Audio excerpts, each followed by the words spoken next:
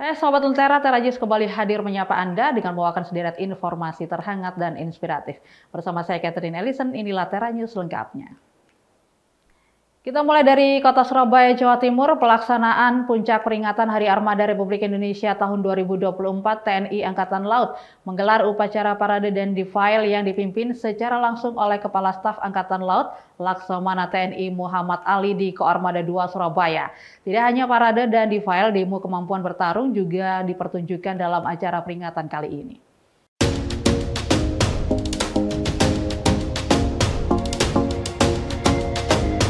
Upacara peringatan Hari Armada tahun ini di Koarmada 2 Surabaya dimulai dengan gelar pasukan yang diikuti oleh pasukan dari berbagai kesatuan di Angkatan Laut.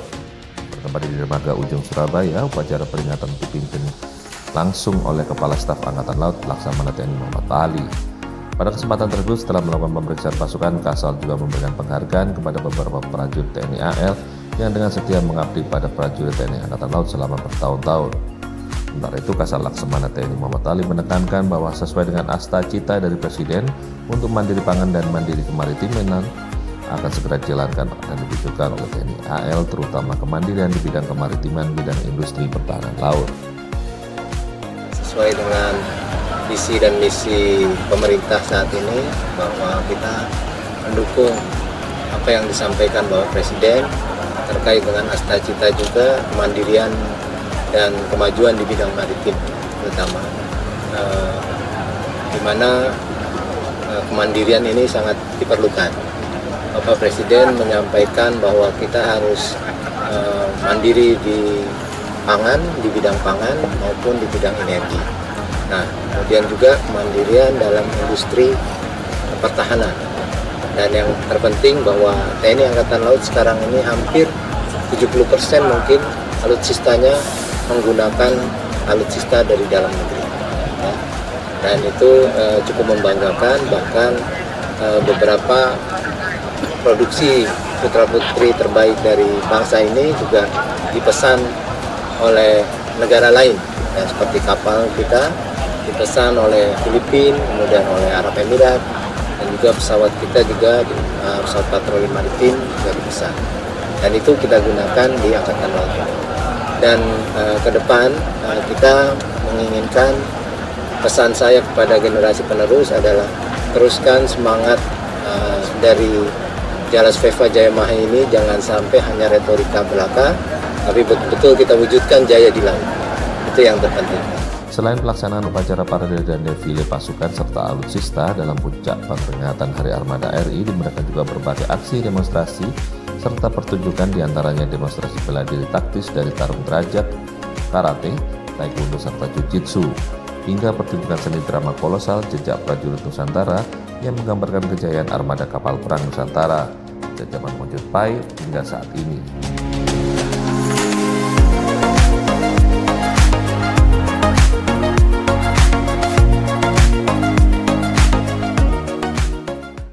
Kita ke informasi selanjutnya. Dalam rangka mendukung program pemerintah makan siang bergizi untuk siswa sekolah, aparat kepolisian di jajaran Polresta Sidoarjo menggelar program makan siang gratis bergizi untuk ratusan siswa sekolah dasar dan taman kanak-kanak di 2 kecamatan di pinggiran kota Sidoarjo, Jawa Timur.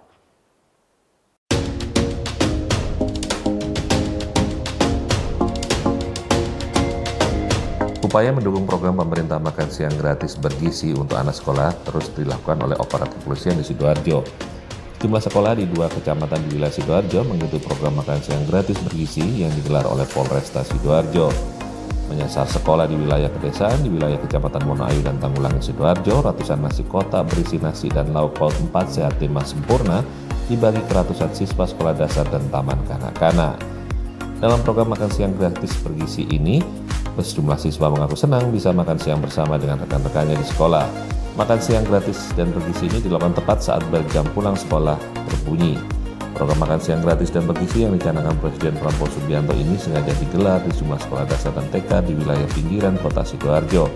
Selain untuk mendukung program pemerintah, juga untuk mendukung program peningkatan gizi bagi siswa di wilayah pelosok dan pinggiran kota yang selama ini kurang mendapat perhatian. Semua siswa yang baru pertama kali menikmati makan siang bergizi ini berharap agar program makan siang gratis bergizi ini bisa terus dilakukan di setiap hari di sekolah mereka.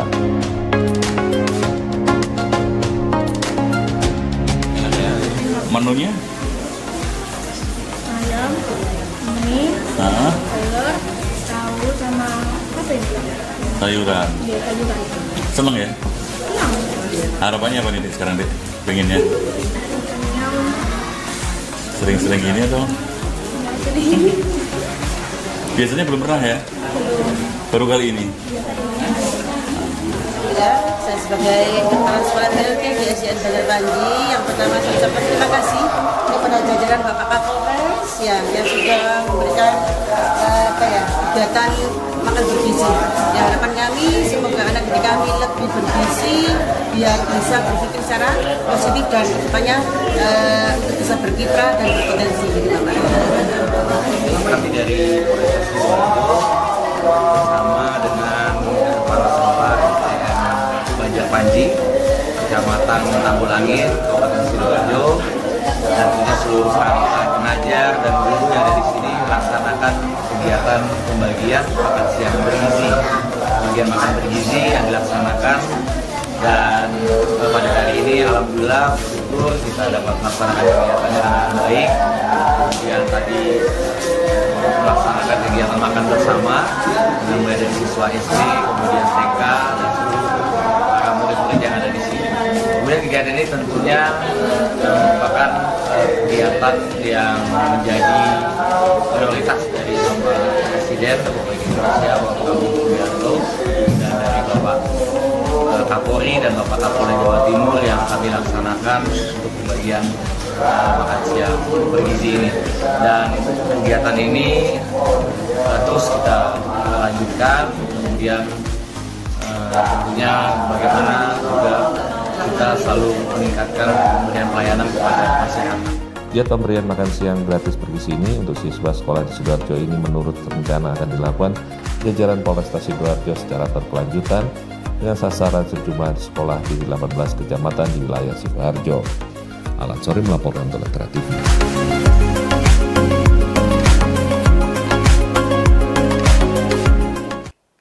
Sesaat lagi kita akan membahas tentang kesuksesan diaspora Indonesia merintis bisnis sabun di Amerika Serikat. Jadi tetap bersama kami di Tera News.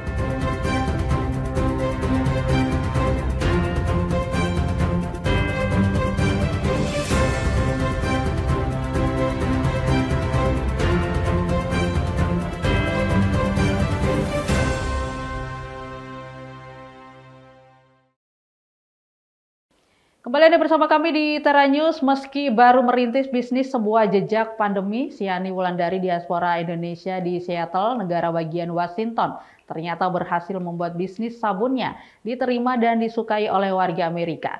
Produk sabun Lunaraya buatannya tersebut ternyata memakai bahan-bahan organik dan alami sehingga membuat banyak disukai oleh warga Amerika Serikat. Ini kita namanya Gemstone Soap. Ini untuk warna hijau ini pandan. Terus untuk warna merahnya bagian sini itu kita pakai lemongrass. Memperkenalkan Indonesia melalui sabun. Itulah yang dilakukan Siani Wulandari, diaspora Indonesia di Seattle, negara bagian Washington. Harum daun pandan, sereh, bunga melati, mawar dan cendana khas Indonesia yang membedakan Lunaraya, sabun buatan tangan yang diproduksi Siani. Sebenarnya nama Lunaraya itu dari nama belakang saya, Wulandari. Wulan kan bulan. Wulandari itu full moon kan, bulan purnama. Luna itu bulan, raya kan artinya kayak great, besar gitu. Jadi sama artinya. Walaupun bisnis sabun mandi baru dirintis Siani sejak pandemi, tapi ia sudah tak asing dengan bisnis ini. Tapi kenapa saya ambil sabun? Keluarga saya itu di Indonesia pabrik sabun dari kakek saya. Dari tahun 1950-an. Sejak kecil, Siani sudah mengenal berbagai aroma dan material untuk pembuatan sabun. Untuk Lunaraya, selain memakai bahan-bahan alami dengan kemasan yang dapat didaur ulang, Siani juga memberi sentuhan seni pada produknya. Jadi nggak kelihatan cuman kayak sabun biasa, kita juga ada teksturnya, jadi lebih dari cuma sekedar sabun. Ia juga memperkenalkan konsep mandi bunga kepada publik Amerika melalui produk bath salt. Untuk saat ini, produk Lunaraya dijual daring di pasar kaget serta festival-festival di Seattle, rata-rata $10 atau sekitar Rp145.000.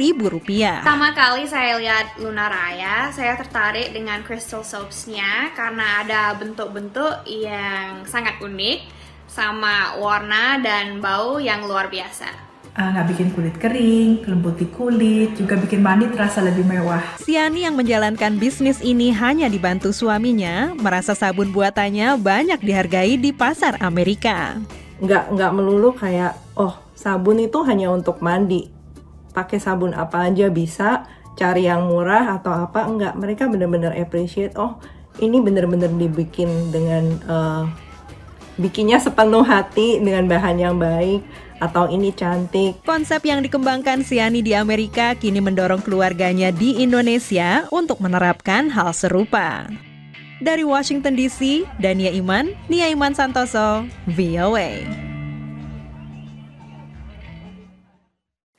Berbekal pengalaman bekerja di restoran pizza di California, Samuel Wibowo diaspora asal Surabaya dirikan ODD Mo's Pizza di Salem, negara Oregon. Bersama rekan bisnisnya, Samuel berhasil mengembangkan gerai pizzanya menjadi bisnis waralaba yang cukup dikenal di Amerika Serikat.